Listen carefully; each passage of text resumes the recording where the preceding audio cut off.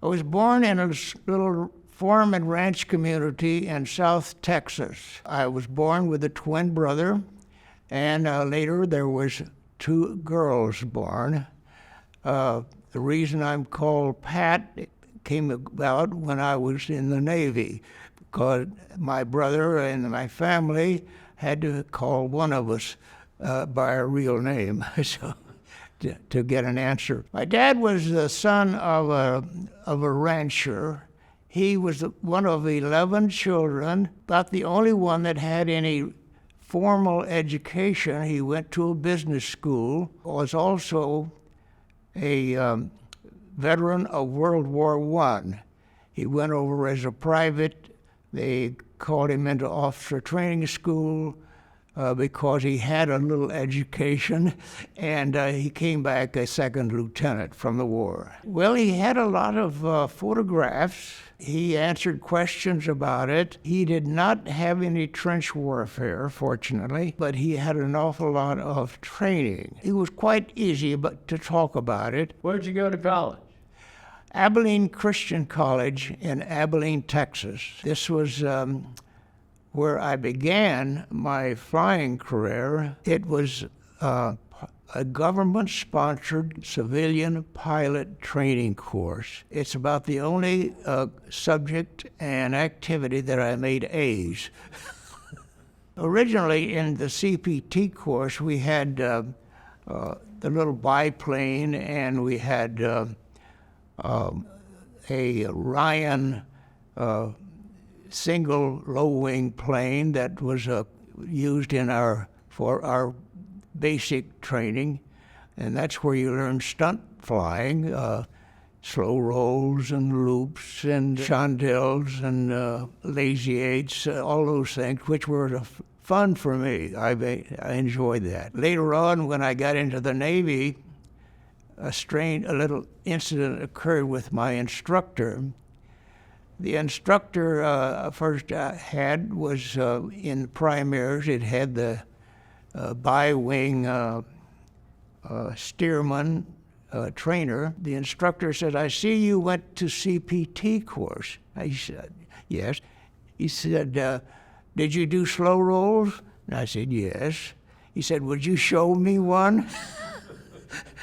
So I did a slow roll for him, and I got, of course, a great big upcheck on that day. My final training at Corpus Christi was I had selected multi-engine aircraft. The only multi-engine aircraft they had at the time were these flying boats called the PV-2. And so I selected that as my final because I wanted multi-engine experience. When I finished that, I was ordered to report to San Diego and join a squadron. And instead of reporting, they spent one night in San Diego and they put me on the train for Seattle. My goose was cooked, you might say. I was going to fly PV-2s in the Aleutian Islands. The squadron I was in had been moved, advanced to an island of Amchitka, which was about 90 miles from Kiska, and we flew, you might say, cover for the task force landing, our task force landing on At-2. Otherwise, we flew anti-submarine patrols out from Amchitka Island. The Navy had contracted to get some Lockheed Venturas. That's a twin-engine land plane bomber. And it has a crew of 6 and so forth, but it could not land on water. And this upset a lot of the pilots that had been in action. So I went to the Aleutians. After about 3 months of training in a crew, I was a co-pilot navigator. There was another incident that we traded places every other flight, and he was also a pilot navigator. I had a pilot that was experienced in PV-2s, and he was a very good pilot, a very good instrument pilot. I was deployed 3 times. That was my first deployment. That was in 1943. I was deployed in the same squadron that had been reformed at Whidbey Island, Washington, and I went up then as a pilot because I was experienced. They had replaced the two nose gun, which originally was 250 caliber machine guns, with 3 more 50 caliber machine guns. We had better trained crews. They were crews that had been at training at least 6 months. Originally, we had crews that were trained maybe 2 months of training, and photographs were our purpose then. Nimitz and his leadership to overtake the islands back and to invade Philippines and eventually invade Japan. We were charged with photographing and getting intelligence information in regards to the invasion of the mainland of Japan. The invasion of Japan would come about either from the south or the west or the north. Well, we were the northern part, and we were trained and photographed and attacked and bombed. Also, not taking anything away from them, because they were the major attack and bombing crew, was the 11th Air Force, which was also stationed on Attu, where we were. Some of the photographic activity was fairly harrowing, and 6 of us in our planes, I was the 6th plane, and I had the photographic plane. It had 3 cameras in the nose and 2 cameras in the back. So we started at 10,000 feet, and it was a good day. It was a clear day, relatively. I had an extra crewman who was a photographic technician. So when we were approaching an airfield, I would signal him to turn on the cameras, and he had to make sure all of them were working. We were met by the Japanese Zeros. I had to keep a steady course for photographic purposes. But the other 5 planes made low-level bombing runs and strafing runs on that fighter field that had, I would say, quite a group of Japanese Zeros. 2 of the bombers diverted to Petropavlovsk on the Kamchatkan Peninsula because of damage to their plane. They couldn't make it back on one engine. 3 of them returned, plus me. That was one experience. So I have a good ending for you. After photographing 4 airfields, and we ran out of film, and all we had was a hand camera, and we took pictures anyway. But up from the airplane, suddenly we had met already close to 9 Zeros, and just running the gamut. 3 Zeros that came up from the southernmost airfield. There was 2 of, I had 2 on my left and 1 on my right, and this became a little contest. The idea the Japanese had of attacking a bomber was that they would have a plane or 2 on your port side, and they would more or less feint like a boxer would before he delivered a 1-2 punch. Main thing was to divert the turret and the tail gunner to them, and this other guy would come in and attack us. However, these guys didn't do anything. They got a jinxed and so forth.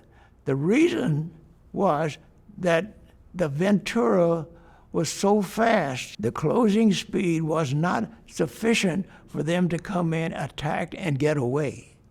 So it requires a fighter to have a closing speed of anywhere from 80 to 100 knots.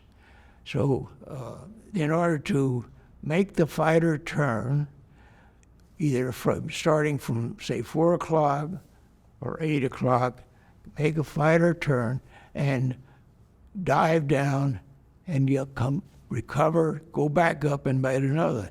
Now they could do this with the slower planes like the B-25. We staggered their imagination. They take a second look at us because we were almost the same speed as the Zero, so especially in a dive. The Ventura could exceed 300 knots, and I've done that myself. 1945, they gave us a more land patrol type plane, but it was still made by Lockheed, and we flew up there, but we were up there only maybe in flying patrols only about a couple of months, and then the nuclear bombs were dropped, and I was up on that too when that happened. After the war, I have heard from some correspondents who talk Japanese or speak Japanese that three pilots, Japanese pilots that came up, they reported our plane as a B-25. We had a turret gun, 250s, and we had 5 50s in the nose, or fixed guns. The reports came from this pilot whose name was Nishizawa. He was one of the top aces of the Japanese Air Force. He had 84 kills to his credit. So that's the guy on the right out here. We found out later, fortunately. You're playing against their best pitcher, huh? Oh, exactly, and he wouldn't throw his pitch, though. I mean, they were, apparently all of these pilots, most of them anyway, were not familiar with anything that twin-engine bomber except the B-25, yeah. So they were in straight and level.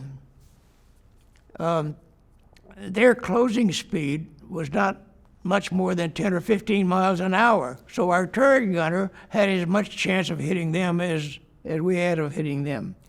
So that was quite an interesting interlude because they followed us about 15 or 20 minutes out to sea. Make sure you saw the seaways just was dealing with, I guess, just to take a look at. Yeah, we got pictures of them, and we got pictures of the airfields and so forth. The Pentagon was very happy with because we turned in 300 and something very good, clear aerial photographs. Bravo. Let's kind of put an end to this. Did you do any flying after the war? You said you went to the reserves. Well, I had a very limited reserve flying deal.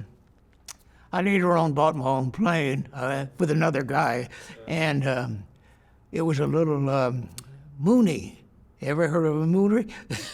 It's a low-wing, single-engine, four seats, including the pilot, and that was fun because it was a fast little plane, and with my wife and Lee, my son, we took advantage of flying to Mexico and to Colorado, back up to Seattle and Whidbey Island, and to Texas, of course, where my family was.